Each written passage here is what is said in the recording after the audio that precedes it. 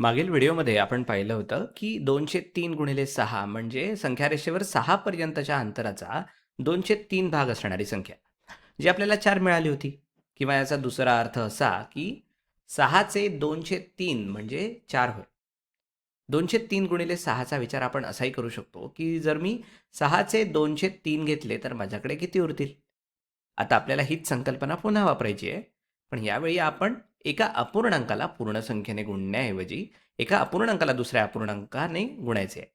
समजा आपल्याला 3/4ला 1/2 ने गुणायचे आहे.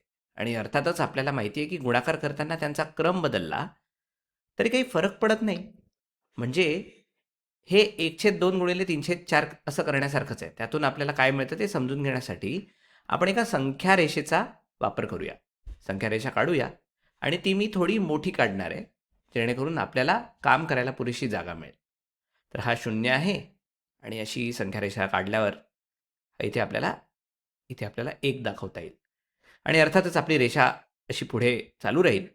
आता आपण 3/4 गुणिले 1/2 याचा अर्थ 1/2 पर्यंतच्या अंतराचा 3/4 भाग असा घेऊया.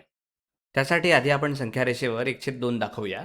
1/2 म्हणजेच 0 आणि 1च्या बरोबर मध्ये असणारी जागा. तर 1/2 बरोबर इथे असेल. आता 1/2 पर्यंतच्या अंतराच्या 3/4 भागाचा आपण कसा विचार करणार?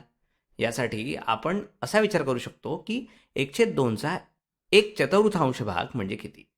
आपण संख्या रेषेच्या या भागाची 4 समान भागात विभागणी करू शकतो.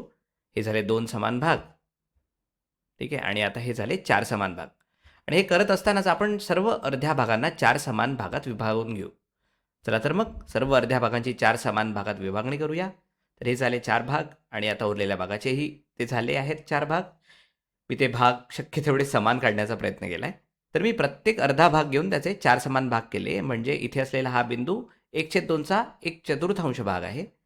पण आपल्याला हे नको आहे. आपल्याला 1/2च्या 3/4 भागापर्यंत जायचं आहे. म्हणजे आपल्याला 1/2चा 1, 2, 3 आणि 3/4 भागापर्यंत जायचं आहे. म्हणजे बरोबर हा इथे असलेला बिंदू जो 3/4 गुणिले 1/2 दाखवतो. हे दाखवण्यासाठी मी दुसरा रंग घेतला. आता आपण हे संख्या रेषेवर पाहू शकतो. पण प्रत्यक्षात ही संख्या आहे कोणती? याचा एक मोठा संकेत असा आहे की जेव्हा आपल्याला फक्त 1/2 दाखवायचा होता, तेव्हा आपण 0 आणि 1च्या मधील भागाचे 2 समान भाग केले होते. नंतर आपण त्या 2 समान भागांपैकी प्रत्येक भाग घेतला आणि त्याचे आणखी 4 भाग केले.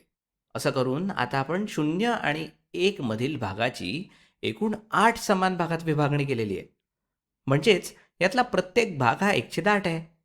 त्यामुळे हा इथला बिंदू 1/8 आहे, हा 2/8 आहे आणि हा 3/8 आहे. आणि हे आपण अपूर्णांकांच्या गुणाकाराबद्दल जे आधी पाहिलं होतं त्याला धरूनच आहे. हे 3 गुणिले 1 छेद 3 गुणिले 1 छेद 4 गुणिले 2 4 गुणिले 2 असं असलं पाहिजे. म्हणजेच जे 3/8च्या बरोबर येतं. आणि तुमचा गोंधळ उडू नये म्हणून सांगतो की आपण ज्याबद्दल बोलत आहोत ते सर्व या संख्या रेषेवर बरोबर इथे असलेल्या हा जो इथे असलेला बिंदू आहे त्याच्याबद्दल आहे. पण जर आपण याचा दुसऱ्या बाजूने विचार केला तर जर आपण याचा विचार 3/4 पर्यंतच्या अंतराचा 1/2 भाग असा केला तर काय होईल? यासाठी आपण 0 आणि 1 मधील अंतर 4 समान भागात विभागू शकतो. चला तर तसं करूया. तर हा आहे 1/4, हा आहे 2/4 आणि हा आहे 3/4. म्हणजेच बरोबर इथे असलेली ही संख्या 3/4 आहे. आणि आपल्याला 3/4च्या अर्ध्या अंतरापर्यंत जायचं आहे. मग 3/4च्या अर्ध अंतर म्हणजे किती? आपण या भागाचे 2 समान भाग करूया. तर आपण बरोबर इथे इथे त्याचे 2 समान भाग करू शकतो. आणि आपल्याला त्यापैकी बरोबर एका भागापर्यंत जायचं आहे. 3/4चे 1/2 भाग केल्यास आपण पुन्हा एकदा बरोबर याच बिंदूवर पोहोचतो. 3/8. त्यामुळे तुम्ही कोणत्याही प्रकारे याचा विचार केला, मग तुम्ही 1/2चा 3/4 भाग घेत असाल किंवा 1/2च्या 3/4 अंतरापर्यंत जात असाल किंवा 3/4च्या 1/2 अंतरापर्यंत जात असाल. कोणत्याही प्रकारे ही संकल्पना आता तुम्हाला समजली असेल, अशी मी आशा करतो. तुम्ही हे डोळ्यांसमोर पाहू शकता आणि गणिताच्या दृष्टीनेही हे बरोबर वाटतं की याचं उत्तर 3/8च येणार आहे.